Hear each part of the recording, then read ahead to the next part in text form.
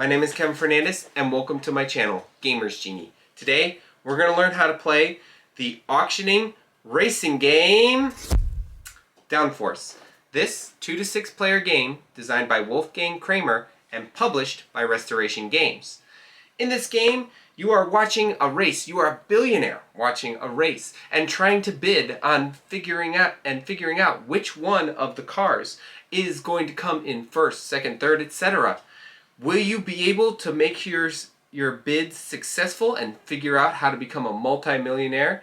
Or will you be going home penniless? Find out as we go to the table and learn how to play Downforce. Place the game board in the center of the table on either side. So this is the basic game board, and then there's a little bit more advanced on the other side with this side of the board. So since this is a how to play video, and since this is like we're kind of showing what it's going to be like for just starting in this game, we're going to use this side of the board. Give everybody a score sheet and something to write with. Shuffle the 6 speed 8 cards and 6 power cards separately and make 2 face down piles. Shuffle the 42 regular cards and deal them out face down equally to each player. So I'm gonna shuffle them, and I'm gonna use my Genie powers to speed this up right now.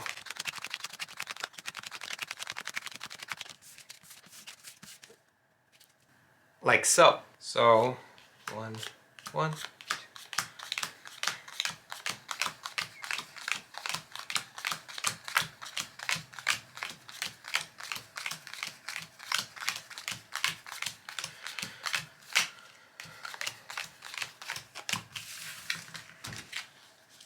And we'll put my deck over there and there.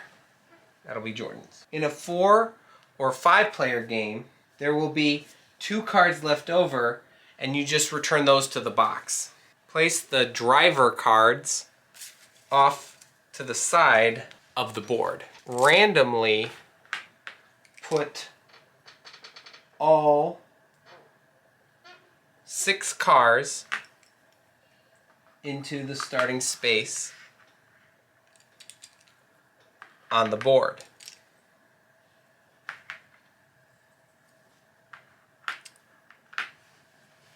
Like so. And that completes the setup.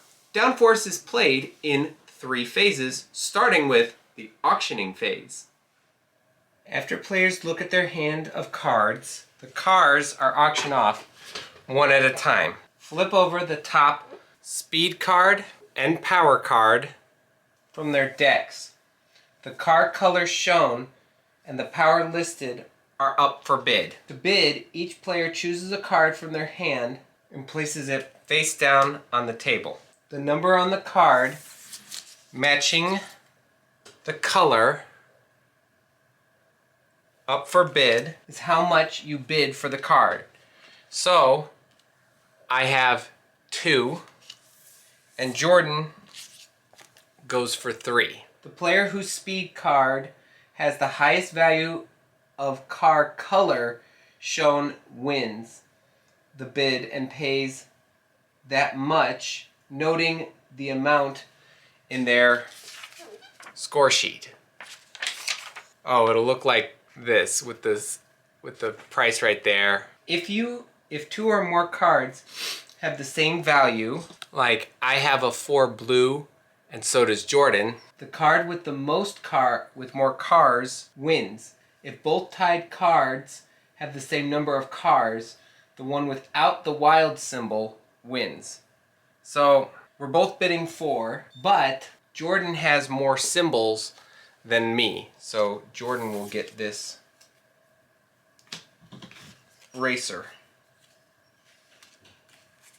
And she'd get the driver card as well. When a player wins a bid, they write, number 1, they'll write down the amount of their bid on their score sheet. Number 2, they'll add the matching speed 8 card in their hand and put the power card face up in front of them. So we're going to put aware off screen as well as patient. We'll put patient right here so at least we have one of them in view. Then you take the matching driver card and place it in front of you. All bid cards are returned to the player's hand and can be used again for bid for another car in the auction. A new car and power is revealed and bidding continues, each time with a new car and power card. Every player should end up with at least one car. When the number of cars remaining equals the number of players without cars, they reveal a card in their hand with the lowest value of that color and bid that much. So right now we're even. Now Jordan has more than me. So the next one will most likely end up with me. After all cars are auctioned off, and any player who has more than one power card selects one and returns the others to the box. So I think I will pick patience and return these two back to the box. And then we'll give our Jordan tenacious, and we'll put the other two back into the box. The power card they keep applies to all their cars. The player who controls the car in the one space takes the first turn. So Jordan, each player will play one speed card from their hand and resolve it. Then the player to their left will take the next turn. Play continues until all cards are finished. So Jordan drew 8 and 8 blue. So I did a 5 wild, which I'll talk about that later, and a 2 orange. Play continues until all cards have finished the race or no more cards can be played. Each car whose color appears on the card is moved the number of spaces indicated on the card. So, as I showed before, I'll just show again. I can move the black car 6 spaces, the green car 4 spaces, a car of any color 2 spaces, because it's a wild, and the red one 1 space. Then Jordan can move the orange 6 spaces,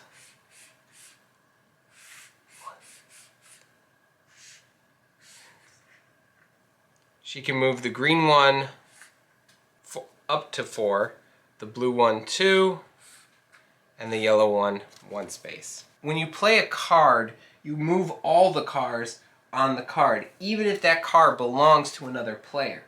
After the card is resolved, place it face up in this discard pile right over here. White cars are wild, so as you can see, this one has a white car on it, which means that it's wild.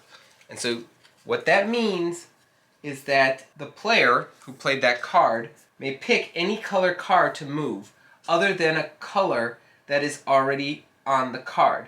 They may pick a color of card that has already finished the race or one that can't move because it is blocked by other cars, like this green one. If a player plays a card with 2 wild cards on it, they must choose 2 different colors. You cannot pick the same color. So if I had a double wild, I cannot pick this red car twice.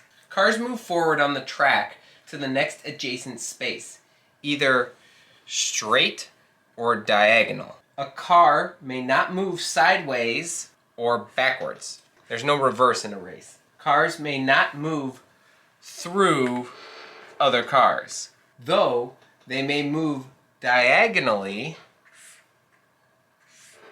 between cars. A space is considered forward if the front end of the new space is farther ahead than the front end of the space they moved out of. Each car must be moved the full number of spaces if possible, or as far as possible. If they cannot move the full amount, if there is a legal move for a car, the player must move it, but they may move a car strategically so it is blocked by other cars and can't move. So this red car is now blocked. There are 3 lines on each racetrack indicating when betting occurs. Once a car crosses the first betting line and after all of the movement on the card has been resolved, Each player secretly marks their score sheet which of the 6 cars they think will finish the race in first place. Players may bet on their cars or on other players' cars. Bets are made in the same way after the first time a car crosses the second and third betting lines. Players may bet on the same car more than once or on all different cars. At the end of the race, players gain money for each of their bets as indicated on the score sheet. And right there as well. This is the one that they're talking about for finishing. If the car they bet on finished first, second, or third, as soon as the car crosses the finish line, it is placed in the appropriate winner space. So if the blue car crossed the finish line first, it goes into the first place space near the racetrack. It does not matter how far past the finish line the car goes. When all players' cars have finished the race, they discard the rest of their hand without effect and play no more cards in the race.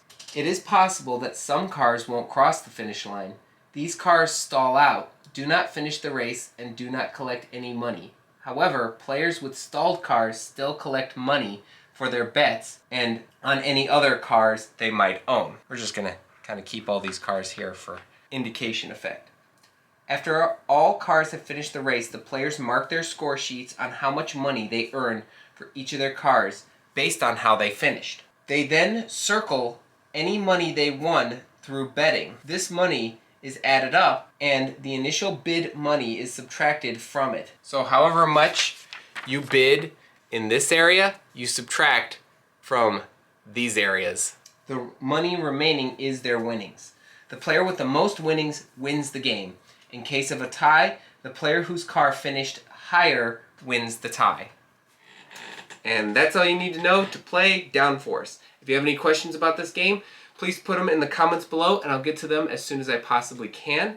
If you enjoyed this video, please give it a like, hit that subscribe button, and ring the notification bell to be notified for videos just like these.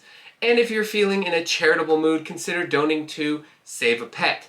This is a cruelty-free, a euthanasia-free pet sanctuary where they rescue injured, lost, or abandoned animals, mostly cats and dogs, and they nurse them back to health and then put them up for adoption. Their goal is to make sure that every pet finds a forever home. No pet will be left behind, and again, this is a kill-free animal shelter. And they're based here in Illinois. It's also one of the reasons why we chose them. They're a phenomenal pet sanctuary. To help them out, you can donate, or you can adopt a pet. Of course, that's always a great thing. Or you can just spread the word. I will leave a link to their website in the description below so you can check them out. Every little bit helps. Let's help these animals find their forever homes. Other than that, though, be on the lookout for our upcoming gameplay video on Downforce. But until then, thanks for the views.